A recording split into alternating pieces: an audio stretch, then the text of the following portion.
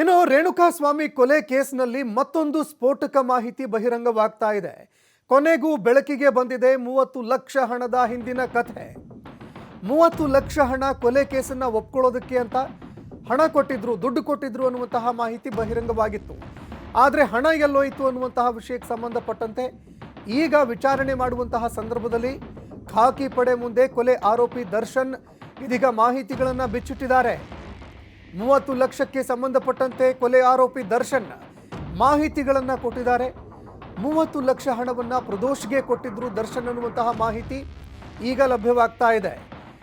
ಇನ್ನು ದರ್ಶನ್ ಕೊಟ್ಟಿದ್ದು ಪ್ರದೋಷ್ಗೆ, ತನ್ನ ಹೆಸರು ಎಲ್ಲೂ ಕೂಡ ಬರಬಾರ್ದು, ನನ್ನ ಹೆಸರು ಎಲ್ಲೂ ಬರಬಾರ್ದಪ್ಪ, ಎಲ್ಲೂ ಬರದೇ ಇರೋ ಥರ ನೀವು ನೋಡ್ಕೊಳ್ಳಿ ಅಂತ ದರ್ಶನ್ 30 ಲಕ್ಷ ಹಣವನ್ನು ಚೆಲ್ಲಿದ್ರು ಅನ್ನುವಂತಹ ಮಾಹಿತಿ ಲಭ್ಯವಾಗ್ತಾ ಇದೆ.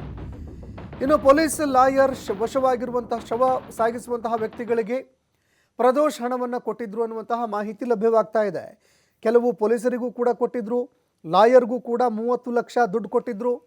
ಅದೇ ರೀತಿಯಾಗಿ ಶವ ಸಾಗಾಟ ಮಾಡಿದ್ದಂತಹ ವ್ಯಕ್ತಿಗಳಿಗೂ ಕೂಡ ಪ್ರದೋಷ್ ಈ ಹಣವನ್ನು ಕೊಟ್ಟಿದ್ರು ಅನ್ನುವಂತಹ ಮಾಹಿತಿ ಲಭ್ಯವಾಗ್ತಾ ಇದೆ. ವಿಚಾರಣೆ ವೇಳೆ ಸ್ಫೋಟಕ ಮಾಹಿತಿಗಳು ಬಯಲಾಗ್ತಾ ಇದೆ. 30 ಲಕ್ಷ ಹಣ ಎಲ್ಲಿಗೆ ಹೋಯಿತು, ಅದರ ಮೂಲ ಏನು, ಯಾರ್ಯಾರಿಗೆ ಆ ಹಣ ಹಂಚಿಕೆ ಆಯಿತು, ಇದೆಲ್ಲದಕ್ಕೂ ಸಂಬಂಧಪಟ್ಟಂತೆ ಆರೋಪಿ ನಟ ದರ್ಶನ್ ಮಾಹಿತಿಗಳನ್ನು ಕೊಟ್ಟಿದ್ದಾರೆ. ಇನ್ನು ದರ್ಶನ್ ಕೊಟ್ಟಿರುವಂತಹ ಮಾಹಿತಿ ಆಧಾರದಲ್ಲಿ ಪೊಲೀಸರು ಈಗ ವಿಚಾರಣೆಯನ್ನು ಕೂಡ ಚುರುಕುಗೊಳಿಸ್ತಾ ಇದ್ದಾರೆ. ಈ ಒಂದು 30 ಲಕ್ಷ ಹಣವನ್ನು ಪ್ರದೋಷ್ಗೆ ಕೊಟ್ಟಿದ್ರು.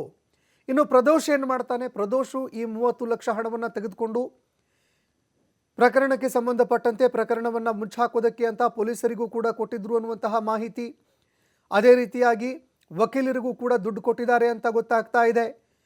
ಇನ್ನು ಶವವನ್ನು ಸಾಗಾಟ ಮಾಡಿದ್ದಂತಹ ಕೆಲವು ಆರೋಪಿಗಳೇನಿದ್ದಾರೆ ಅವರಿಗೂ ಕೂಡ ಈ ಹಣವನ್ನು ಕೊಟ್ಟಿದ್ರು ಅಂತ ಗೊತ್ತಾಗ್ತಾ ಇದೆ.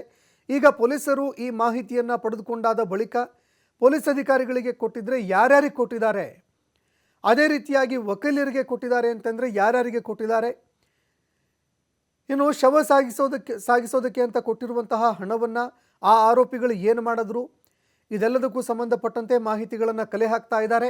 ಅದೇ ರೀತಿಯಾಗಿ ಆ ಹಣವನ್ನು ರಿಕವರಿ ಮಾಡೋದಕ್ಕೂ ಕೂಡ ಇದೀಗ ಪೊಲೀಸ್ ಅಧಿಕಾರಿಗಳು ಮುಂದಾಗ್ತಾ ಇದ್ದಾರೆ.